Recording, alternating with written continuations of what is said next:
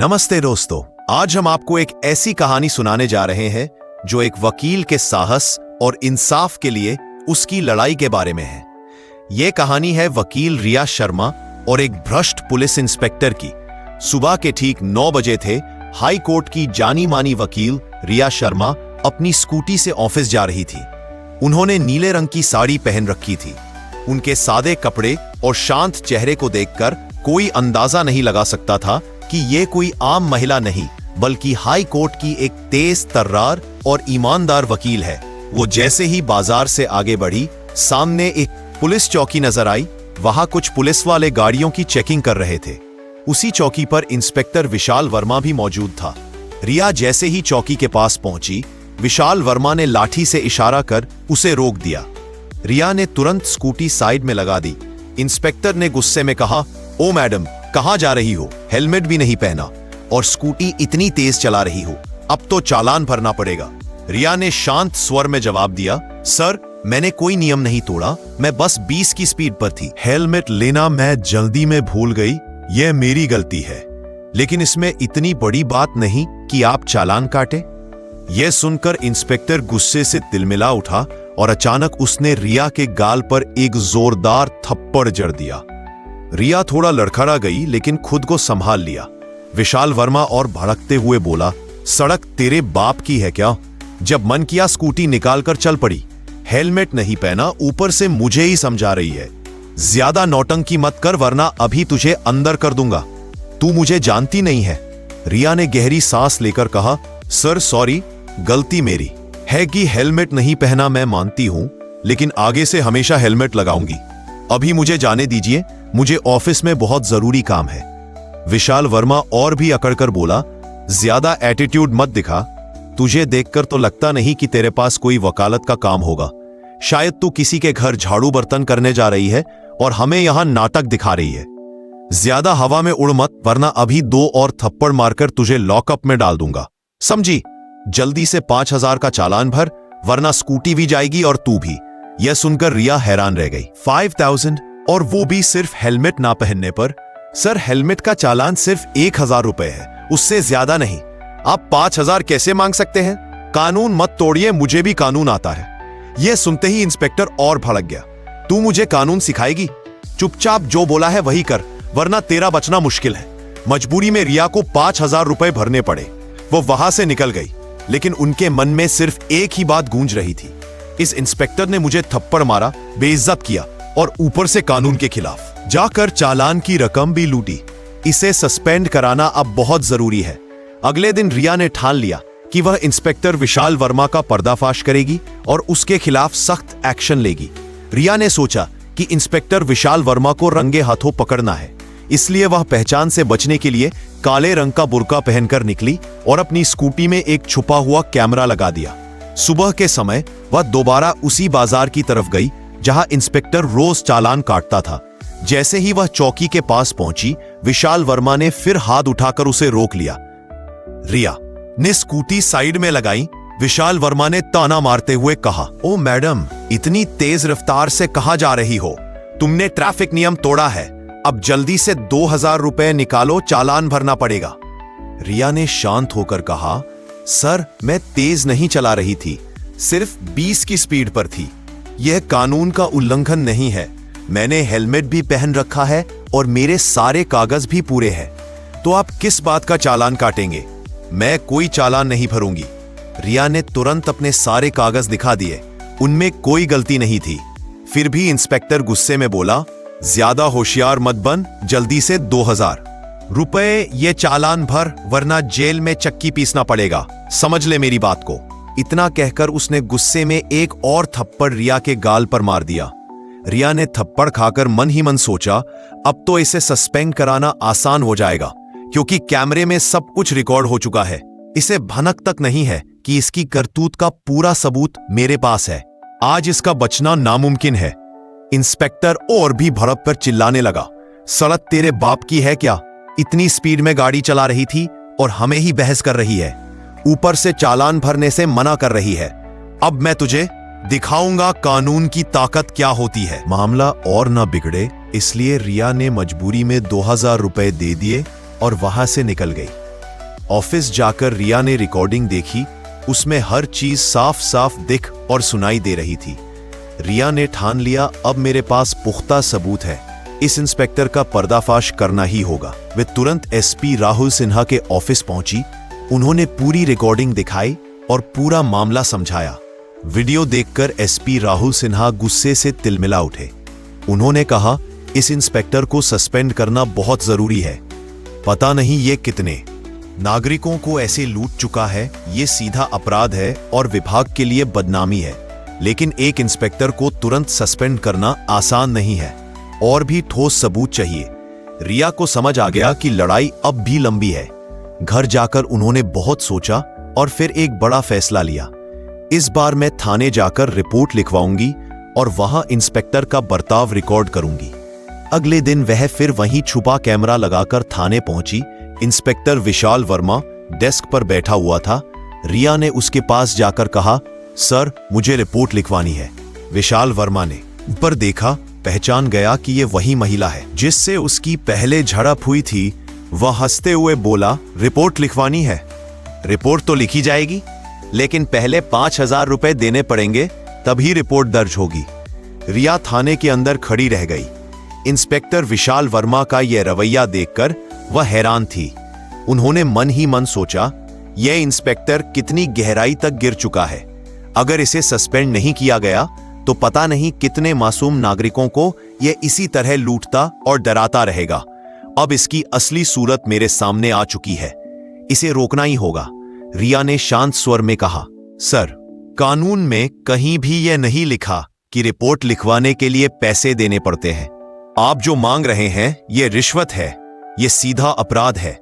यह सुनकर विशाल वर्मा कुर्सी से उठ खड़ा हुआ और गुर्राते हुए बोला, अच्छा, तू मुझे सिखाएगी कानून? तेरी इतनी हिम्मत कि मेरे सामने जुबान चला रही है? अभी धक्के मारकर तुझे बाहर फेंक दूंगा। रिया ने संयम बनाए रखा, सर, मेरा हक है कि मैं रिपोर्ट लिखवाऊं। आपका काम है नागरिकों को न्याय दिलाना, ना कि उन्हें डराना। आप जो कर रहे हैं अभी किसी की बात नहीं, वह कानून के खिलाफ है। मैं इसके खिलाफ एक्शन लूंगी। यह सुनकर इंस्पेक्टर और भड़क गया। उसने गुस्से में फिर एक जोरदार थप्पड़ रिया के गाल पर जड़ दिया। रिया थोड़ा डगमगाई, लेकिन खुद को संभाल लिया। इस बार उन्होंने कोई बहस नहीं की। वह चुपचाप दरवाजे की ओर बढ़ी। दरवाजे पर पहुंचकर वह मुड़ी और दृढ़ आवाज में बोली, आपने जो किया है वह कानूनी अपराध है और इसकी सजा आपको बहुत जल्द मिलेगी। यह कहकर वह थाने से बाहर निकल गई। अंदर खड़ा इंस्पेक्टर कुछ पल तक उन्हें देखता रह गया। वह मन ही मन सोच रहा था, यह औरत कौन है, बार बार कानून की बातें करती है, इतनी हिम्मत कहां से आती है? इसके अंदर कहीं कोई बड़ी वकील तो नहीं? मगर उसने ज्यादा ध्यान नहीं दिया और वापस अपनी कुर्सी पर बैठकर रोज का काम करने लगा। उधर रिया थाने से निकलते ही गहरी सांस ली। अब उनके पास 3 ठोस सबूत थे, सड़क पर अवैध चालान और थप्पड़ का वीडियो, फिर से 2,000 रुपए की वसूली और दुर्व्यवहार का सबूत, थाने के अंदर रिश्वत मांगने और थप्पड़ मारने की रिकॉर्डिंग। वह सीधे एसपी राहुल सिन्हा के ऑफिस पहुंची और सारी रिकॉर्डिंग उनके सामने रख दी। वीडियो देखने के बाद एसपी का चेहरा गुस्से से लाल हो गया। उन्होंने मेज पर हाथ मारते हुए कहा, बस अब बहुत हो गया। यह इंस्पेक्टर सिर्फ भ्रष्ट नहीं है, बल्कि हमारे विभाग पर भी कलंक है। यह नागरिकों के साथ अपराध कर रहा है।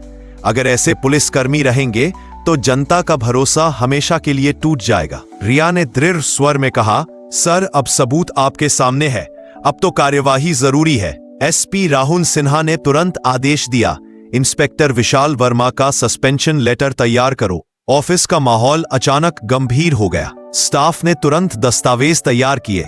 रिया संतोष की सांस लेते हुए खड़ी थी। उनके मन में वही एक विचार था, अब न्याय मिलेगा। अब यह इंस्पेक्टर और किसी निर्दोष को नहीं सताएगा। कुछ ही देर बाद सस्पेंशन लेटर तैयार होकर सामने आ गया। एसपी ने उसे हाथ में लेकर कहा, यह लेटर अब अदालत तक जाएगा, वहीं से इसका अंतिम आदेश होगा। मुस्कुराई। उन्हें पता था कि इंसाफ की राह लंबी होती है, लेकिन अब जीत उनकी ही होगी। रिया शर्मा ने जब एसपी राहुल सिन्हा के ऑफिस से निकलकर बाहर कदम रखा तो उनके दिल में एक ही संकल्प था, अब यह लड़ाई अंत तक जाएगी। इस बार इंसाफ जरूर मिलेगा। सस्पेंशन लेटर तैयार हो चुका था, लेकिन आखिरी आदेश हाई कोर्ट से आना था। और संयोग देखिए, खुद रिया हाई कोर्ट की वकील थी। 2 दिन बाद केस की सुनवाई हाई कोर्ट में शुरू हुई। कोर्ट रूम लोगों से खचाखच भरा था। मीडिया के कैमरे भी मौजूद थे, क्योंकि यह मामला अब चर्चा का विषय बन चुका था। एक वकील बनाम भ्रष्ट इंस्पेक्टर। जज साहब कोर्ट में आते ही बोले, केस नंबर 535, वकील रिया शर्मा बनाम इंस्पेक्टर विशाल वर्मा। रिया सम्मान से खड़ी हुई और बोली, माय लॉर्ड, ये मामला सिर्फ मेरे साथ हुए दुर्व्यवहार का नहीं है।